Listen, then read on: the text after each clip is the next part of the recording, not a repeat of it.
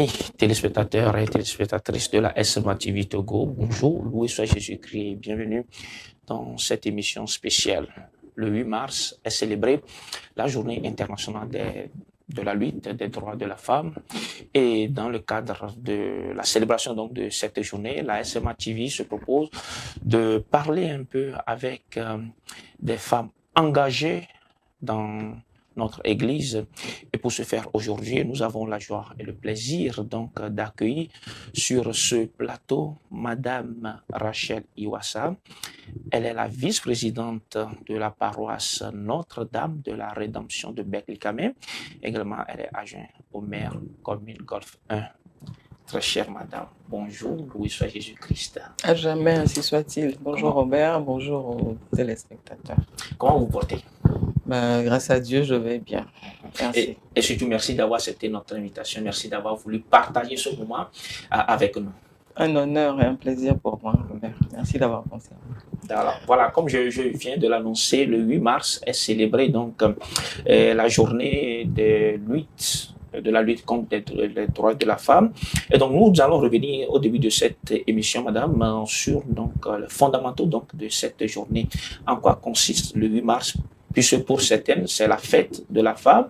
Pour d'autres encore, c'est une journée au cours de laquelle, si tu es par exemple marié, donc il faut laisser ton mari donc préparer, te faire des cadeaux. En quoi consiste donc la journée du 8 mars? Le 8 mars, d'accord, merci pour votre question. Je vais déjà commencer par rétablir un petit point, un détail, mais qui a son importance. Je ne suis pas vice-présidente de la paroisse, mais du conseil pastoral paroissial. Oui.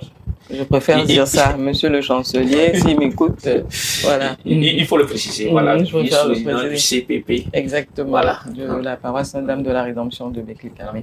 Voilà, ceci dit, pour répondre à votre question, c'est vrai, vous avez fait, vous avez décrit différents tableaux quant à la compréhension populaire de la fête du 8 mars. Il faut quand même rétablir les choses. Ce n'est pas la fête des mères, parce que pendant longtemps, surtout sous nos cieux, ça a été, c'est beaucoup encore, mais je sens qu'il y a une régression de cette manière de la concevoir. Oui. Une fête où il faut mettre des pagnes, pique-niquer. Oui. Bon, on peut toujours fêter, mais avant tout, c'est la commémoration d'une lutte, de la lutte pour les droits des femmes. Voilà, pour aller vers plus d'égalité en matière de droits pour les femmes dans la société. Et ce combat a commencé, il faut le dire, plutôt en Europe et aux États-Unis. Et d'ailleurs, comme il n'y a rien qui soit parfait et rien qui soit totalement imparfait, le premier pays à légitimer cette fête et à accorder des droits aux femmes, c'était déjà la Russie soviétique, avec malgré tous ses travers, voilà, qui a ce mérite. Et donc, par la suite, les autres pays ont suivi. On me fait penser au passage que jusqu'au milieu du XXe siècle, le droit de vote pour les femmes n'existait pas dans beaucoup de pays européens, notamment en France. Donc cette fête, pour revenir à la date, est destinée à commémorer la lutte et à faire en fait un petit peu le point de l'état des droits des femmes.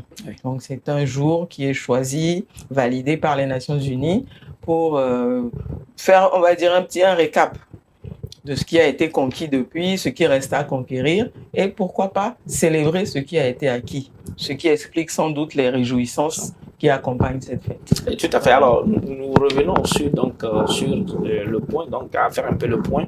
Est-ce que aujourd'hui le droit de la femme est une réalité dans nos sociétés? Quand vous dites dans nos sociétés, vous voulez dire dans la société, moi je vais dire togolaise avant tout, mais c'est vrai, vous voulez dire africaine, mais l'Afrique est tellement vaste, l'Afrique est beaucoup plus grande que l'Europe, je ne sais pas combien de fois, ça veut dire une multitude de cultures, à des degrés différents, et même nos pays même sont, il y a des ethnies où le matriarcat, par exemple, est célébré, est appliqué, et d'autres pas. Néanmoins, quand on parle de nos cultures africaines, il y a ce sur quoi nous sommes un petit peu figés, plus de droits pour les hommes et moins pour les femmes. Globalement, c'est ça. Donc, votre question, c'était de savoir si les choses ont évolué. Bon, ça a forcément évolué culturellement. C'est difficile de faire du surplace. je veux parler spécifiquement du cas du Togo, moi je dirais que politiquement, le Togo est un pays dont les mérites ont été reconnus et nous le voyons tous. Les plus hautes autorités ont démontré qu'elles faisaient confiance aux femmes pour occuper des fonctions déterminantes pour le pays. Et je pense que c'était à raison, avec succès. Maintenant, quand on prend le sommet de la pyramide, en réalité, dans la société, en ce qui me concerne, moi, je crains que les choses régressent. Ah. Oui, sincèrement. Quand je vois là, j'observe la génération de nos parents, on voyait ce qui était, enfin, la différence entre ce qui est positif ou ce qui doit être les droits. C'était clair. Aujourd'hui, je suis toujours surprise d'entendre des gens dire avec fierté, moi, je ne suis pas féministe. Je me dis que si les autres luttent, comme par exemple pour l'indépendance ou l'apartheid, il y avait de telles prises de position, on en serait encore, je veux dire, les Noirs seraient encore des esclaves. Il faut que les gens comprennent, les femmes elles-mêmes, avant tout, qu'être féministe, c'est presque, ça devrait être automatique, parce que on ne peut pas être dans une condition et accepter et se vouloir brimer. Concrètement également, je veux dire, dans la société, il faut dire ce qui est. Dans ces moments-là, j'aime bien, les hommes aiment bien dire, après tout, c'est nos valeurs. Je ne sais pas ce qu'on met dans valeur, c'est nos habitudes certainement qui sont en faveur d'un sexe par rapport à l'autre. Ça, c'est certain. Justement, je voulais poser donc cette question. Pour vous, en quoi consiste donc le droit de la femme envers, par exemple, son mari? Envers son mari. Bon, je pense qu'un droit n'est pas conquis envers ou contre quelqu'un. Voilà. Je vais revenir. Justement, c'est là où il y a un peu le couac. Non, il n'y a pas. Quand on parle, pour certaines femmes, quand on parle du droit de la femme, on a peut-être tendance à le ramener même à la maison, au foyer, tout ça. Bien sûr, et il faut. Le droit s'exerce partout. On est hommes et femmes partout où on est. Et moi, je voudrais juste rappeler que, bon, dans les fondamentaux juridiques, nos constitutions reconnaissent, en tout cas la constitution togolaise reconnaît l'égalité et pas de différence entre l'homme et la femme en termes de droits. Et je dirais aussi que même le catéchisme de l'Église catholique, dans le numéro 2334, je crois, reconnaît l'égale dignité entre à l'homme et à la femme. Donc je vois pas pourquoi, à la suite, il devrait y avoir des différences en termes de droits. Quand on descend, ça se traduit, j'ai cité un petit peu l'État, j'ai cité l'Église, notre Église. Bon, concrètement, notre Église, dans les principes, je n'ai pas grand-chose à redire. Jésus-Christ lui-même, il est venu, par exemple, je ne vais pas dire légitimer, le mot que je vous cherche est beaucoup plus fort, mais comme il me vient pas, je vais m'arrêter à celui-là. Le fait que, bon, une femme correspond à un homme et non pas, voilà, à un harem. Voilà. Bien que nos pères dans la foi avaient expérimenté autre chose, pour Jésus-Christ, c'est clair. Un homme, ça fait, enfin, non seulement est égal, mais un homme, dans un foyer, c'est un homme et une femme. Et ça, c'est l'alliance nouvelle. Oui, on y est, hein, dans l'alliance nouvelle. Vous voulez retourner dans l'ancienne alliance? Non, pas vous allez me dire que ça, c'est notre culture, mais bon. Quand ça arrange, on aime bien. Moi, ceci dit, ce n'est pas un jugement moral par rapport au multipartenariat que je suis en train de porter. Ce que je dis, c'est qu'en termes de droit, on peut pas reconnaître l'égale dignité à deux entités juridiques et après leur conférer des pouvoirs différents. Un peu plus pour l'un, enfin, sur l'autre. Ça me paraît pas possible. Voilà pourquoi, bon, je m'étonne également. J'ai vu pas loin, en Côte d'Ivoire, il y a pas longtemps, où la polygamie est interdite, où il y avait des femmes au Parlement qui réclament le retour de la polygamie. Moi, j'ai du mal, enfin, je ne l'accepte pas. Ça, pour moi, ce n'est pas possible. Oui. Comme je répète que le multipartenariat est une chose. Mais l'égalité de droit, ou alors, on légitime aussi la polyandrie. Voilà. Et ça devient une pratique courante. Mais bon, ça. Mais nos valeurs africaines. De quelles valeurs parlez-vous africaines? Vous savez, il y a des cultures où, quand on reçoit un étranger, on lui offre sa femme pour passer la nuit. C'est le signe, vous savez ça, non? Il y a des cultures comme ça. Donc avant de se référer, de trouver peut-être dans nos cultures, il faut qu'on fasse bien attention et qu'on soit sûr d'être honnête jusqu'au bout. Ne soyons pas... Mais logiquement, ce que je ne veux pas pour moi, pourquoi je le veux pour l'autre? Voilà, donc je comprends pas. Maintenant, en ce qui parle dans le factuel, dans le concret, dans les petites choses de la vie, il n'y a pas que le mariage. je ne veux pas dire Dieu merci, il n'y a pas que le mariage, mais dans les relations humaines simplement. Nous sommes dans des commissions, dans des comités de direction où quand il y a, alors que quand on était en classe, il y avait autant de femmes diplômées que de garçons, en tout cas à la capitale. Quand on était, mon dernier comité de direction, je crois que nous étions 2 femmes pour 12 hommes, quelque chose comme ça. Et en général, c'est ça l'équation. Voilà. C'est vrai qu'au sommet même de l'État, il y a eu des postes, il y a toujours d'ailleurs des postes très importants occupés par les femmes. Mais réellement, regardez, bon, aujourd'hui au gouvernement, c'est une réclamation, il n'y en a plus tant que ça. L'équation est complètement déséquilibrée à nouveau. Et c'est vrai, je ne dis pas que d'être une femme confère des qualités automatiquement, mais il n'y a pas de raison de ne pas tenir compte de la moitié, voire plus, de la population d'un pays. Voilà. Voilà. Bon, alors, revenons un peu dans l'Église. C'est vrai que nous ne sommes pas dans cette optique de lutte ou bien de lutte, si on peut le dire ainsi, au niveau de la femme. Eh bien, est-ce qu'on voit, on remarque aujourd'hui plus d'engagement au niveau de la femme, surtout la femme catholique et dans l'Église. Est-ce que la femme aujourd'hui arrive à se faire remarquer dans l'Église? À se faire une place, à faire reconnaître son talent, ses talents, etc. Ben, écoutez, je vais être honnête, hein, je vais vous dire ce que je pense, vous m'avez appelé pour ça, hein, pour dire ce que je pense. Oui. Bon. Il faut être clair, on voit bien que dans les églises, on va parler, il y a beaucoup plus de femmes. Ça veut dire, l'équation n'est même pas, voilà, c'est pas comparable, il y a toujours énormément de femmes. Mais en ce qui concerne les responsabilités, même quand, vous êtes vice-présidente, par exemple, sur une paroisse. Oui, il y a quand même une vision. C'est la vision, c'est la mentalité qu'il faut observer. Dans beaucoup d'assemblées, dans des associations, en dehors du fait que pendant longtemps, la femme, il y avait beaucoup d'hommes. Quand il s'agit de pouvoir, de concrétiser, d'établir des institutions, il y a quand même majoritairement plutôt des hommes. Alors qu'on voit assez peu d'hommes à l'église. Bon, c'est peut-être pas uniquement la faute des hommes, hein. Peut-être que les femmes elles-mêmes ne s'engagent pas. Oui, parce qu'on le dit, par exemple, dans l'église, il est peut-être inadmissible pour certains de voir que c'est la femme qui est peut-être vice-présidente du conseil, qui est présidente d'une association. On se dit, mais pourquoi c'est la femme qui doit nous conduire?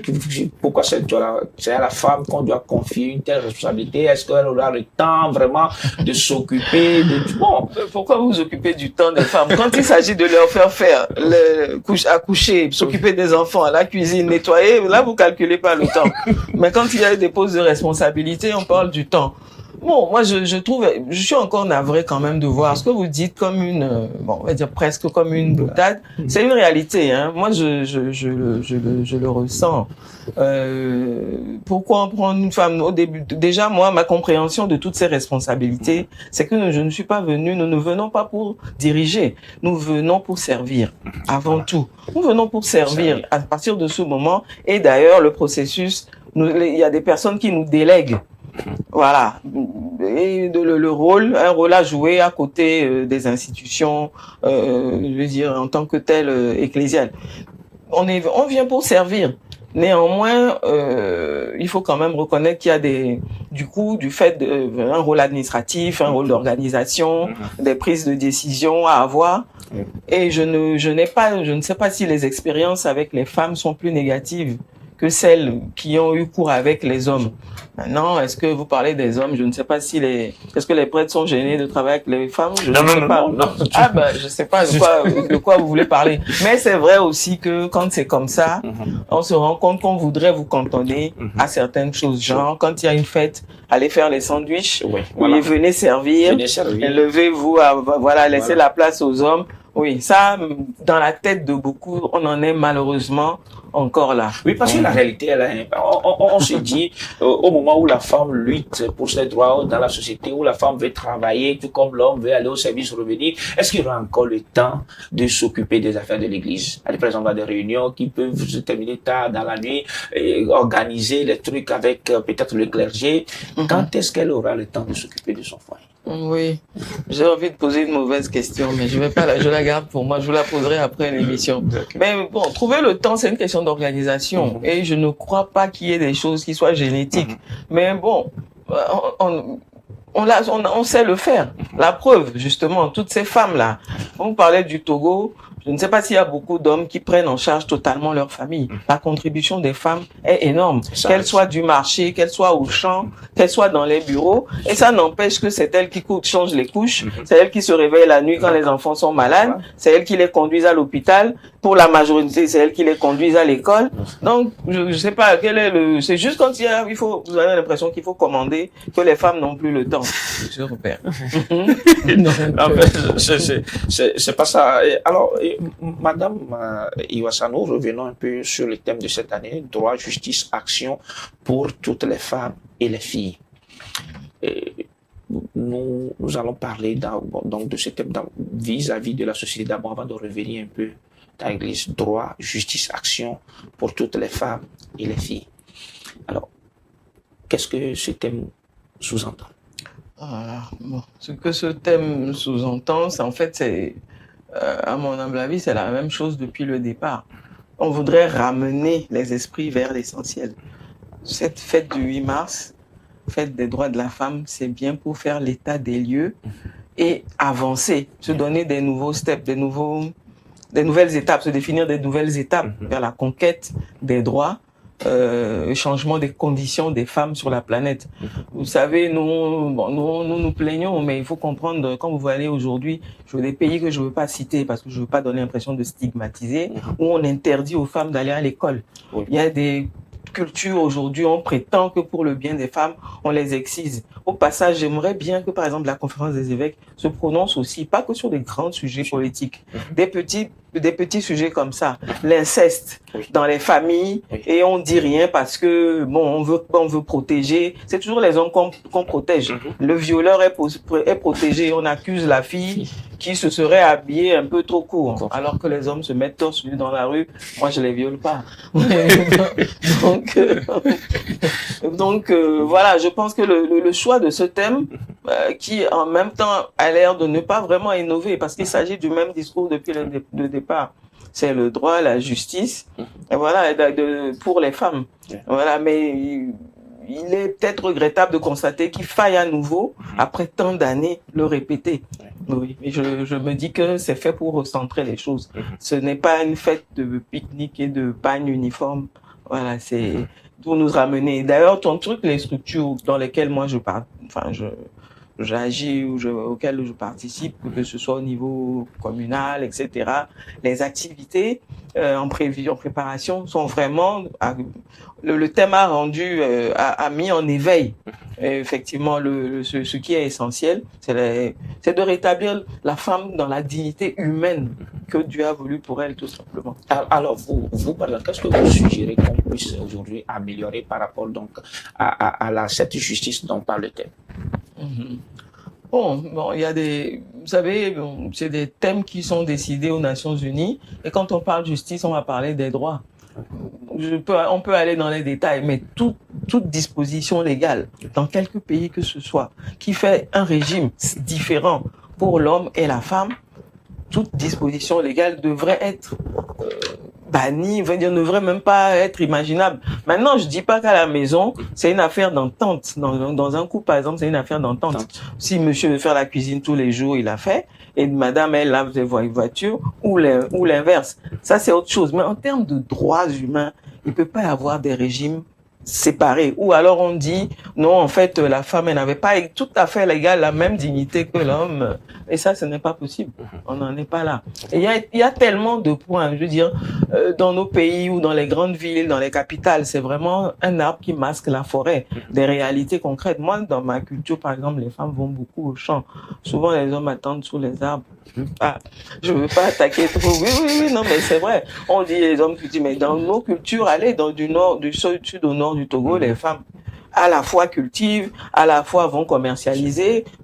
Moi, je fais souvent la route, Les femmes que vous voyez avec des bébés, parce que quand elles reviennent aussi, l'obligation de cuissage pour elles et le droit de cuissage du mari s'exerce. Donc, c'est les mêmes femmes qui trimballent des petits bébés dans des conditions, dans des camions pas possibles, sur des routes la nuit pour aller de marché en marché pour faire les ressources de la famille.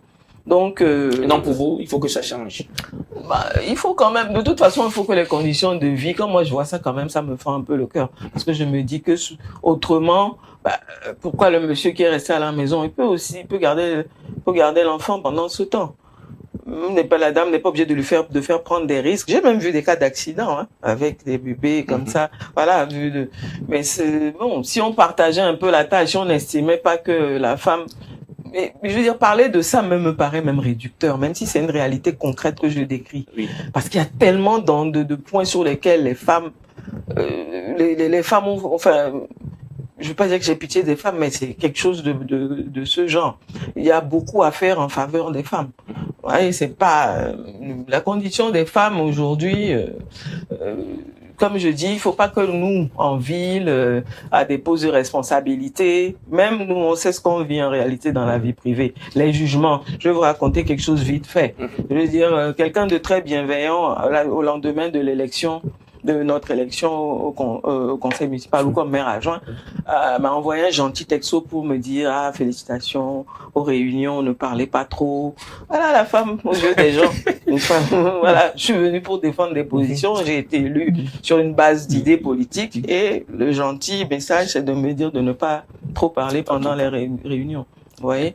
Bon, donc vous voyez où en sont les mentalités. Le vrai combat, il est là.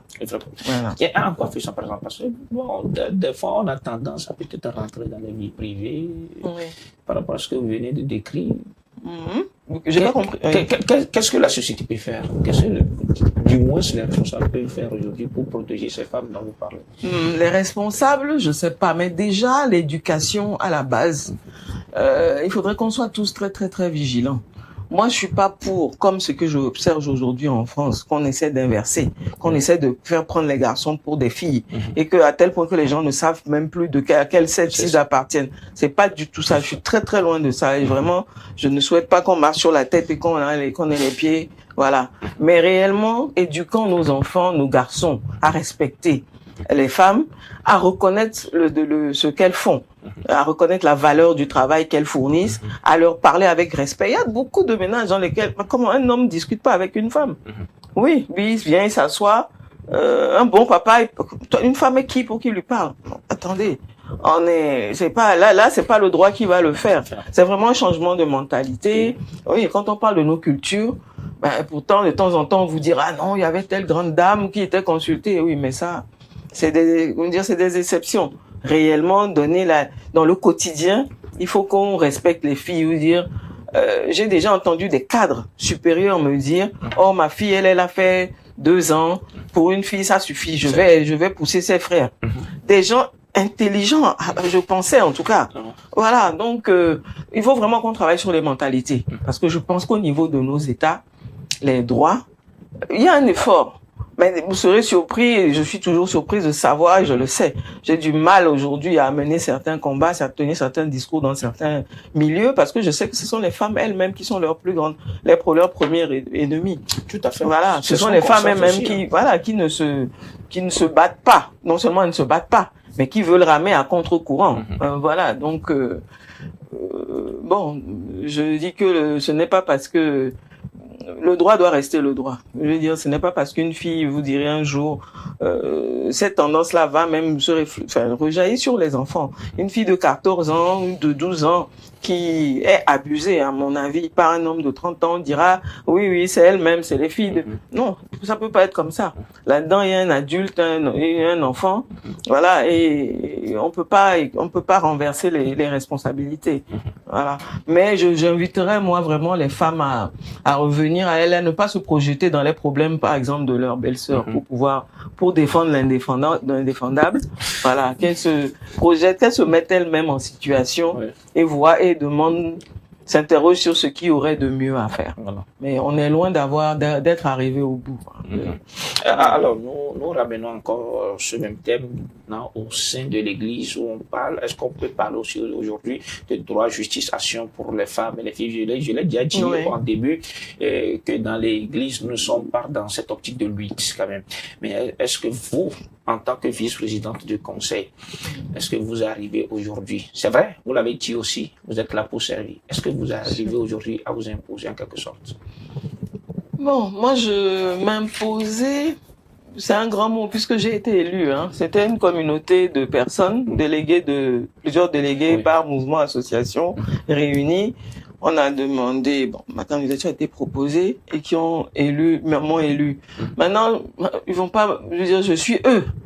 Je suis leur émanation. Donc, il n'y a pas de combat avec la... Non, c'est vrai, je viens de le dire, il n'y a pas de combat, c'est pas de lutte, mais on se dit, mais c'est la vice-présidente, c'est une femme, bon, nous pouvons prendre des décisions, elle sera là, on va l'informer. Bon, oui, peut-être qu'il y a des pensées comme ça, mais personnellement, je ne m'attarde pas sur ce qui à mon avis, ne va pas dans le bon sens. J'essaie de travailler pour que les choses se fassent comme elles se doivent. Je veux dire, je répète que l'Église catholique réaffirme la dignité égale entre un homme et une femme. Tout à fait. Et après, il y a des responsabilités différentes dans l'Église. Ma responsabilité n'est pas celle d'un curé ni celle d'un vicaire sur une paroisse. Ma responsabilité, je la prendrai du mieux que possible en écoutant beaucoup la communauté, ses désirs, etc. Et bon, après, notre combat, le plus important, je dis, c'est celui de la sainteté. Oui, je lutte pour ça, parce que je crois au royaume des cieux et j'ai envie d'y être. Oui. Voilà. Ce n'est pas de savoir si j'ai plus ou moins de pouvoir, ça certainement pas. Savoir si, je veux dire, les débats traditionnels, pourquoi les femmes sont pas ordonnées prêtres et tout, on va pas y échapper. Non. Pour moi, c'est pas, ça c'est personnel. Peut-être que c'est un vrai sujet pour certains. Pour moi, je veux dire, c'est même pas un sujet je suis pas sensible. Voilà. On peut avoir des rôles différents, avoir l'égale dignité. Voilà, tout simplement. Alors, je voudrais poser 2 questions en même temps. Aujourd'hui, en tant que responsable du conseil, en tant qu'agent maire, en tant que mère d'une famille, comment vous arrivez à concilier tout ça? Très très bien. Bon, très bien, hein, en réalité. Je pense qu'il faut s'organiser. C'est vrai que le corps humain, même le métal dans le feu se tord. Hein. Oui, je m'organise. J'ai la chance d'avoir bénéficié de certaines formations, de certains encadrements dans ma vie professionnelle précédente.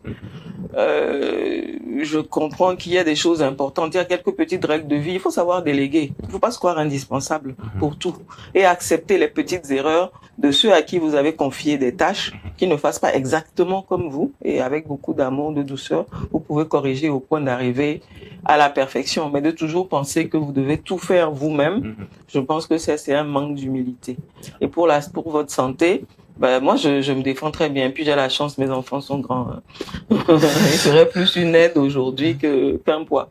Voilà. Alors, parlez-nous aujourd'hui de l'engagement de la femme catholique. Oui. De façon générale.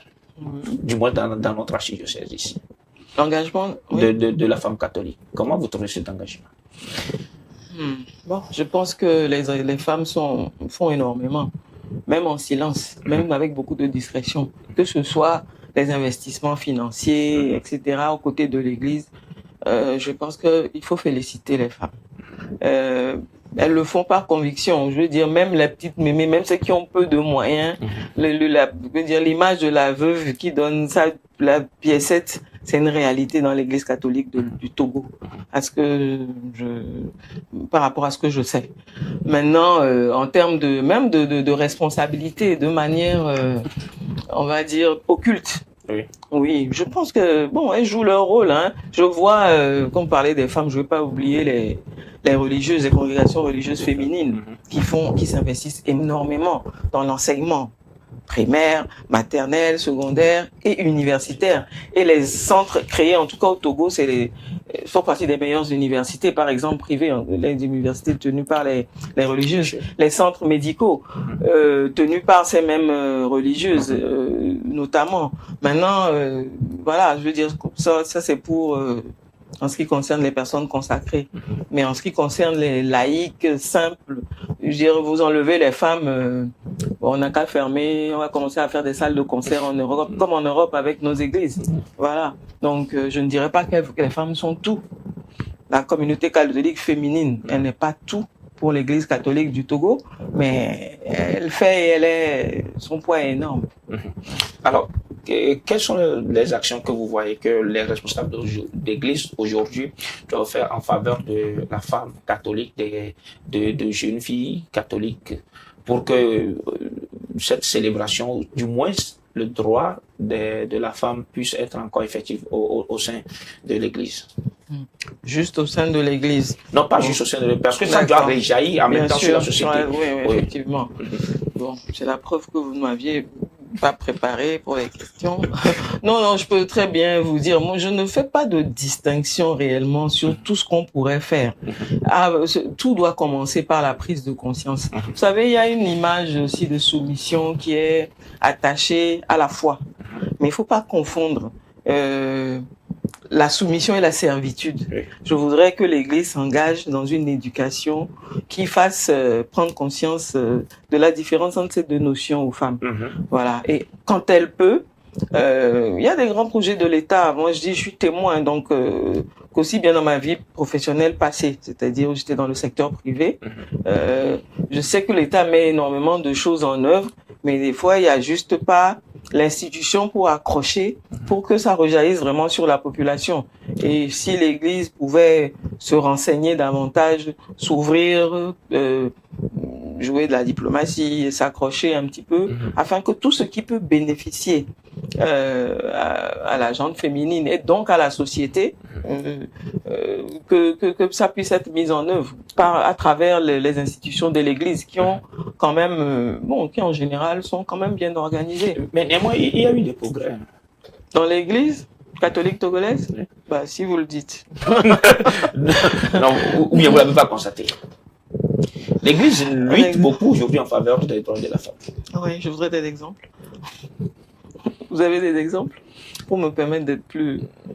Oui, elle lutte beaucoup.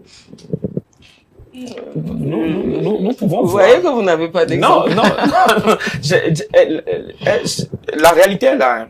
Nous voyons aujourd'hui la manière dont les premiers responsables et nos pères évêques prennent à cœur donc le droit de la jeune fille et par exemple la scolarisation de la femme et de la jeune fille pardon. Bon, vous voulez que je fasse la langue de bois, c'est ça?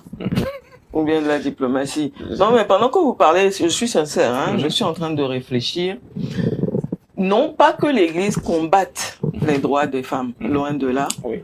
Je ne sens pas encore mon Église dans le combat pour l'égalité et même pour la promotion de la femme. Je suis désolée. Voilà. Alors, on le constate comme ça. Oui. Alors, qu'est-ce que vous avez aujourd'hui à dire donc à toutes ces femmes-là qui nous suivent et qui font beaucoup maintenant de réflexion par rapport à ce qu'il faut faire comme acte pour ce 8 mars? Je pense que, d'après ce que je vois, tout est déjà bien organisé, bien calé. Il y a beaucoup de manifestations. J'avoue que moi-même, je me perds dans les invitations, dans les organisations. Et qu'on fasse attention, moi, tout simplement, à ce que... j'ai pensé à ça sur le trajet, en venant vers vos studios. Tellement de manifestations ne tuent pas l'essentiel. Ça commence à devenir, à ressembler à un brouhaha. On fait tout dans tous les sens, à mon humble avis. Peut-être qu'on devrait mieux coordonner et faire des choses ensemble. Maintenant, il y a des tas d'actions qu'on veut mettre sous le chapeau du 8 mars, qu'on pourrait faire en temps normal, étaler, voilà, pas forcément médiatiser de cette manière-là. Mais enfin, qu'on fasse attention à ce que ça ne devienne pas une agitation et qui retombe dès le lendemain. Voilà, comme moi, au niveau de mon conseil, du conseil municipal auquel j'appartiens, il y a une activité qui est en préparation avec les femmes, je veux dire, le Golfe, une des administrations les mieux structurées, staffées, etc. Donc avec les femmes de l'administration. Bon, il y a une manifestation, mais il faut dire ce qui est. Je vois un peu, presque le regard un peu de dédain, de mépris des hommes là-dessus. Bon, c'est une affaire des femmes. Elles vont festoyer, elles vont chanter, je sais pas moi, s'amuser, revenir. Bon. Bon, je me dis que bon, il y a après des manifestations au niveau préfectoral, au niveau national, au niveau... Bon, ça fait beaucoup de choses. L'important, c'est que tout soit bien fait. Mais pour les années à venir, moi, je souhaiterais qu'il y ait une certaine cohésion dans l'organisation afin que un seul discours, mais vraiment fort, ressorte et soit adressé à qui de droit pour des changements ou des évolutions notables. Voilà. Et vous, comme femme très engagée aujourd'hui dans l'Église, et vous êtes aujourd'hui nombreuses à être très engagées, est-ce que vous pensez à une synergie d'action, effectivement, pour pouvoir peut-être booster, comme vous venez de le dire, les responsables d'Église aujourd'hui à plus s'engager sur les questions des droits de la femme? C'est vrai, il faudrait qu'on y pense. Il faudrait qu'on y pense. Bon, si je sors de cette émission et que je ne cite pas la FOFCATO, par exemple, on me dira, vous n'avez pas cité la FOFCATO. La FOFCATO, j'ai même été membre du bureau national, je sais pas moi, en tout cas il y a longtemps, il y a plus de 10 ans, où j'étais chargée de formation. Mais en réalité, il faudrait qu'on arrête de s'arrêter, si vous permettez la tautologie, au titre, aux dénominations, qu'on soit vraiment dans le concret. La FOFCATO est une organisation, par exemple, très importante qui est affiliée à l'UMOF, qui a voix consultative à l'UNESCO. Mais comment nous vivons la FOFCATO sur nos paroisses, je n'ai pas l'impression qu'on voit vraiment cette finalité-là. Même si ce n'est qu'une voix consultative, ça veut dire que c'est une institution qui pourrait faire remonter et des doléances et des idées, etc. Et que ça remonte juste au plus haut niveau même de la planète, quoi, on veut dire. Bon, je pense que vraiment là, on a un défi. Pour moi, il y a un vide. Il y a un vide et nous, les femmes, nous ne devons pas forcément attendre que ce soit les évêques ou bien les prêtres qui prennent l'initiative de créer quelque chose qui puisse nous permettre de faire remonter, je veux dire, des doléances ou des sujets spécifiquement féminin, mais spécifique à l'évolution, au bien-être de la gente féminine. On peut prendre des initiatives et aller demander, comme des bons enfants, face à leur bon père de famille, demander des validations ou des accompagnements. Mais on a un vrai challenge à ce niveau. Il n'y en a pas suffisamment, ça c'est clair, de ce genre d'initiative. Alors, nous tendons doucement vers la fin donc, de notre entretien. Alors, est-ce que vous avez un message à l'endroit de toutes ces femmes catholiques à l'occasion de la célébration de ce 8 mars? Oui, un message. Je trouve ça un peu prétentieux, mais oui, parce que, bon, qui suis-je? Mais bon, on va dire, moi, ce dont j'ai envie pour les femmes, c'est juste qu'elles se donnent le droit, qu'elles ressentent le droit d'être heureuses dans tout ce qu'elles font au foyer. Le foyer n'est pas un lieu de sacrifice, un chemin de croix qui aboutit d'ailleurs il y a une crucifixion qui n'aboutit pas forcément d'ailleurs à la résurrection. Voilà, le foyer, le travail, les femmes, soyons heureuses, soyons épanouies, vivons pour nous, pensons à nous faire plaisir dans des petites choses. Ça peut être dans des séances seulement de s'asseoir et rire sous un arbre avec ses enfants, de pas toujours être en train de se torturer, etc. Pensons et soyons solidaires. Mais quand je dis ça, c'est tellement grand d'être solidaire. Mais soyons solidaires dans nos petits cercles déjà. Voilà, ça il ne s'agit pas de se mentir et de se soutenir dans le mal. Non, pas du tout. Mais de savoir se parler, s'accompagner, partager les bonnes expériences, être là quand les autres ont besoin de nous. Voilà, pensons-nous comme des êtres humains à part entière. La femme, ce n'est pas le couvercle, l'homme serait une casserole, ou bien les hommes seraient une casserole et la femme juste le couvercle, quoi. Non, nous sommes des êtres humains à part entière. Disons-nous ça tous les jours. C'est une journée de lutte, un coup de gueule. Un coup de gueule? Et ce que j'ai fait avant, c'était pas suffisant. Bon, un coup de gueule... Moi, ce qui me préoccupe plus aujourd'hui, d'ailleurs, ce n'est pas... c'est le silence face dans les familles, dans les histoires d'inceste, de viol sur les petites filles. Ça descend à des âges qu'on n'imagine pas. Et il y a un silence de la société. Je ne crois pas, j'avais un voisin dans le temps qui a violé une fille de 8 ans, dont les parents étaient locataires dans sa concession à lui. Je veux dire, c'est tellement courant.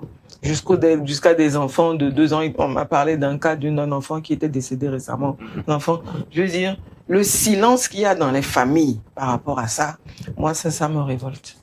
Et bon, je me dis, je sais pas ce qu'on veut sauver, je ne sais pas ce qu'on veut protéger. Ainsi que les violences faites aux femmes. Je suis rentré dans un taxi il y a pas longtemps, le chauffeur me racontait comment lui, il avait de l'amour pour les femmes en général et comment, avec quel regard il a regardé son père au dernier moment, qu'il a appelé pour lui demander pardon parce qu'il l'a vu son père frapper sa mère et lui casser la mâchoire. Et pour masquer le forfait, elle ne l'a pas conduite à l'hôpital. Ça s'est enflé, ça s'est infecté, elle en est morte.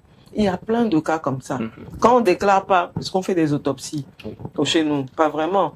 Je sais pas, moi, quand on me dit qu'on a découvert un corps dans le 4e lac, je me demande si la personne a plongé toute seule ou si, voilà. Je pense que la question des violences faites aux femmes, ce n'est pas la télévision, c'est à côté de nous, c'est au milieu de nous, et il faudrait les attouchements sur les petites filles et tout ça. Moi, c'est des situations qui me, je veux pas dire qui me révoltent, mais quand j'en suis témoin, ou bien quand j'en entends parler, je me dis que on fait rien, même l'Église fait rien. Voilà. Merci donc à vous, Madame Rachel Iwassa. Je rappelle que vous êtes la vice-présidente du conseil pastoral paroissial de la paroisse Notre-Dame de la Rédemption de Beklikame, également adjoint au maire commune Golfe 1. Merci d'avoir accepté notre invitation et surtout merci pour tous ces développements. Et on a compris. Merci Robert. Merci de m'avoir piégé. Voilà. Alors, chers amis téléspectateurs, ainsi qu'on fait donc cette émission spéciale dans le cadre de la journée du 8 mars, journée de lutte pour les droits de la femme. Merci donc de nous avoir suivis. Merci à l'ensemble de la régie. Nous disons donc déjà bon dimanche et à très bientôt.